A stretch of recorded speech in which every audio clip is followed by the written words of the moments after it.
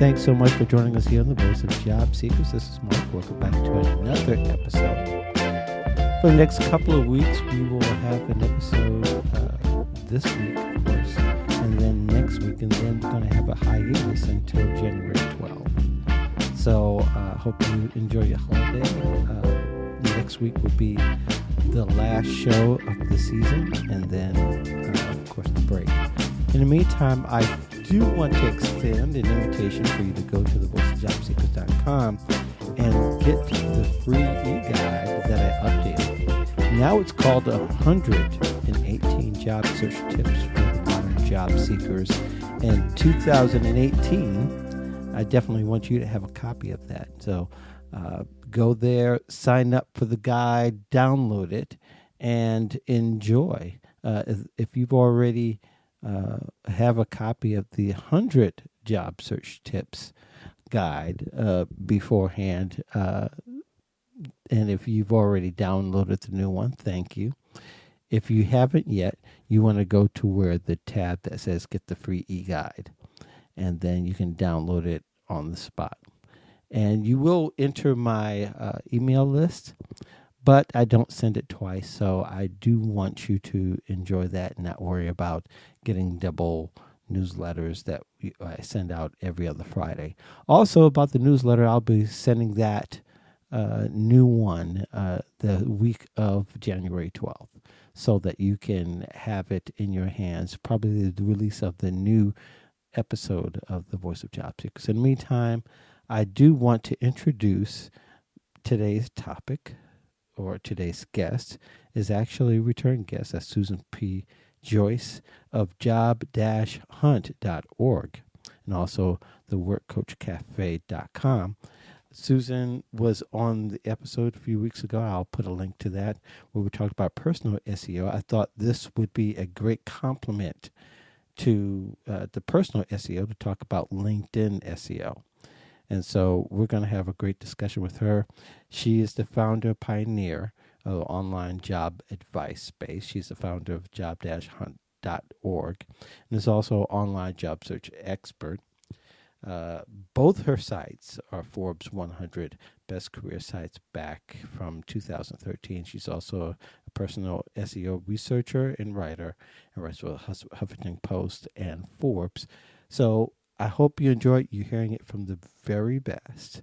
So here she is. Here we are in our conversation as we talk about LinkedIn SEO. Let's jump a little bit because we say we want to fit this in about LinkedIn SEO. Last time that we talked specifically about personal SEO, but that comes under the same umbrella. And you wrote an article, which I'll go ahead and link to, about LinkedIn and personal SEO. And there's something very practical that you have in that particular article: 4 ways personal SEO impacts job search and careers. And maybe we don't necessarily have to go through point by point, but maybe you can expound a little bit on how that, and you wrote that a little while ago, if I'm not mistaken. But just give us some... I probably did. But we want to talk a little bit about keywords and how keywords... to get your name associated with certain keywords, and that probably includes job titles we've already discovered. What are some other ways that would be best for us to kind of make it so that we're found a little bit better, quicker, faster? Well, I think one of the important things to do is to find one version of your name that's relatively clean on Google, doesn't have any bank robbers associated with it, and use that version of your name for all of your online professional visibility, and for badges at meetings and for your business cards. And so you have a professional version of your name. Like my professional name is Susan P Joyce.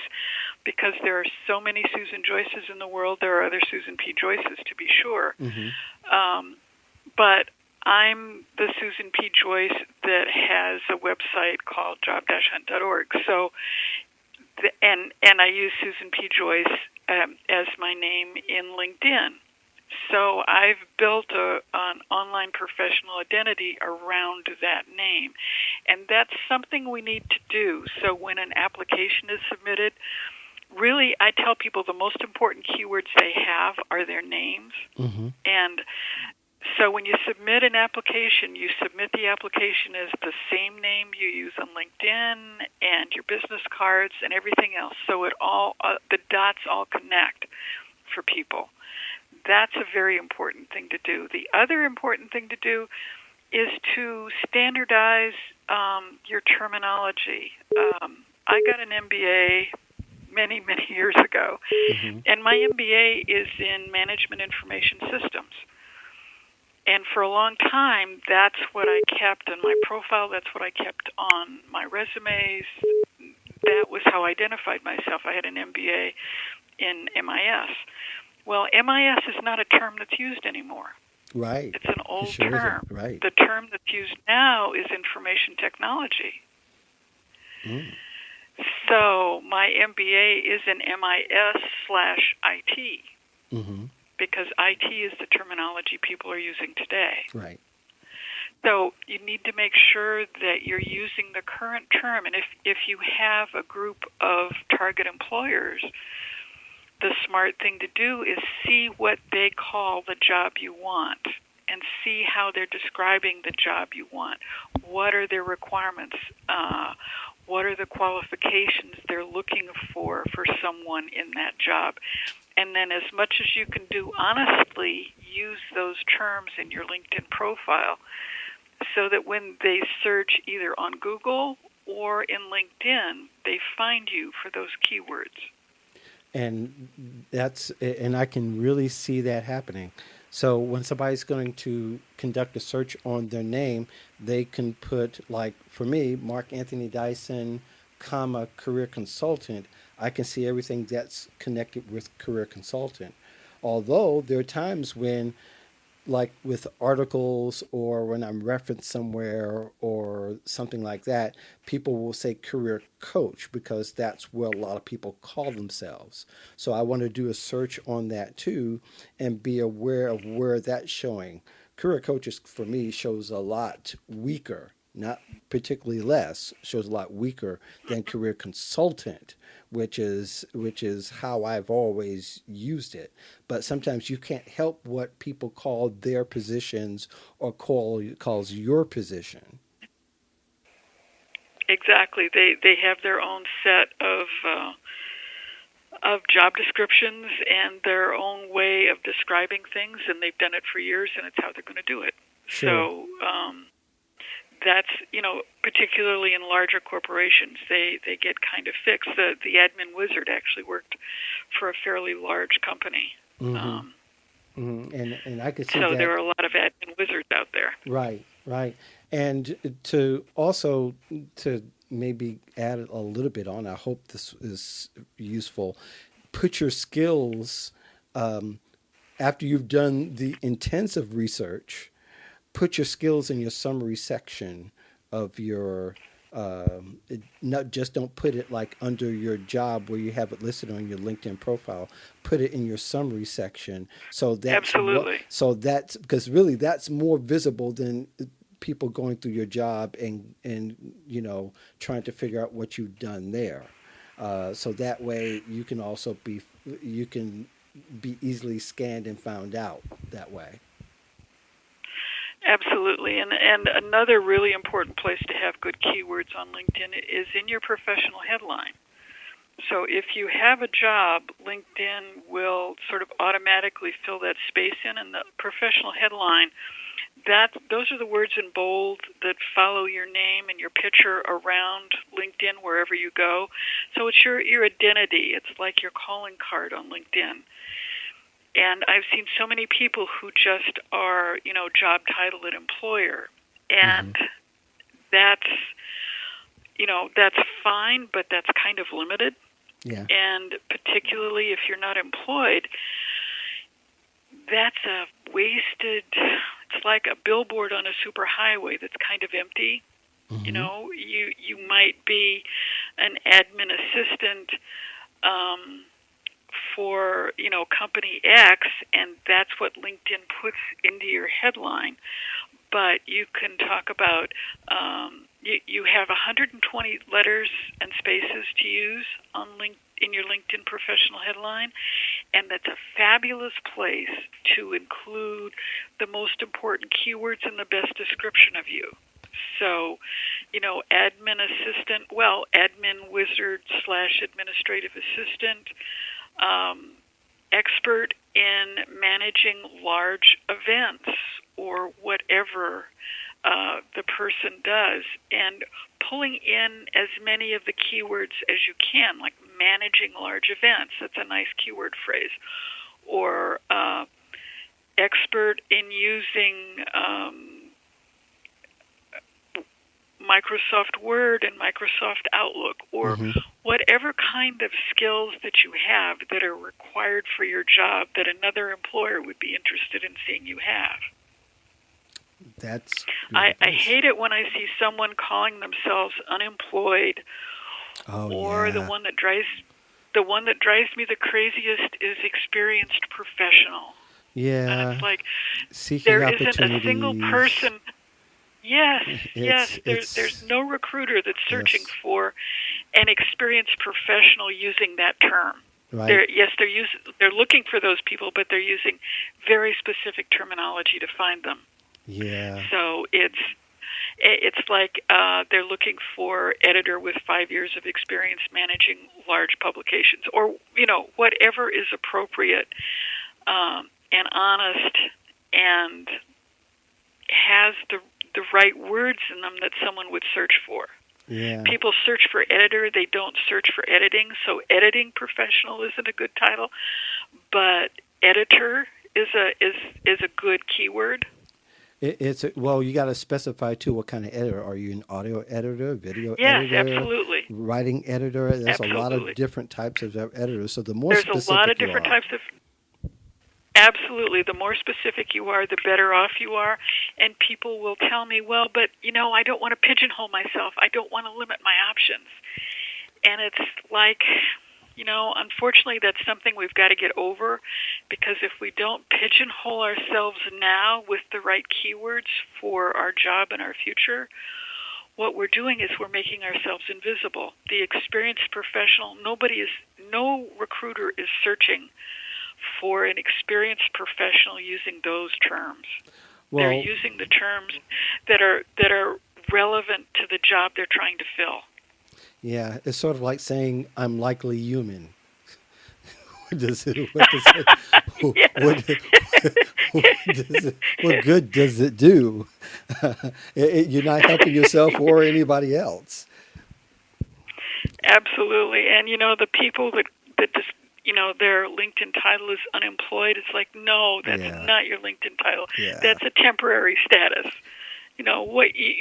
Put your professional headline in your professional headline on LinkedIn. That's what you are. You're not unemployed is not who you are. Yes. It's a temporary status. Yes.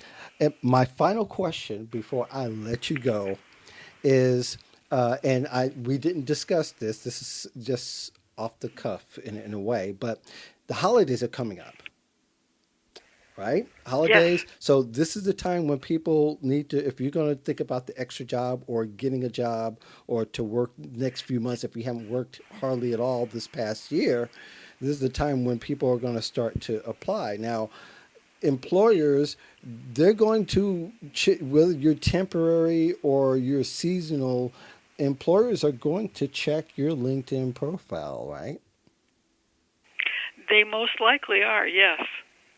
So if they most likely are. So what should people, if they haven't been working that much, what is your suggestion as far as what are some key elements they might want to include in their LinkedIn profile to make it a little bit more attractive than it is now?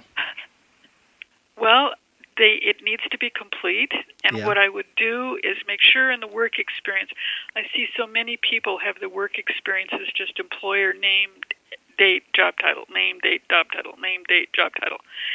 And it needs to be more than that. Do a little bragging about the employer. My last employer was a company called Digital Equipment Corporation that went out of business in 1999. But when I was laid off in 1994, we were number 29 on the Fortune 500. And I always tell people that because I'm proud of that. So, even though it was a sad experience to leave there, there was some things to brag about, and being number 29 on the Fortune 500, that was a pretty big deal. So, brag about the employer, find a way to brag about the employer, find a way to highlight the work that you did that fits in with what it is that you want to do. Yes. So, if what you did was, I did federal government proposals. And if I was looking for a temporary job helping with proposals for a business, I would highlight that I know how to do federal government proposals. Or I could get up to date on that real quickly by taking a couple of classes and including the classes in my LinkedIn profile. And if you've worked on projects, put those in your LinkedIn profile.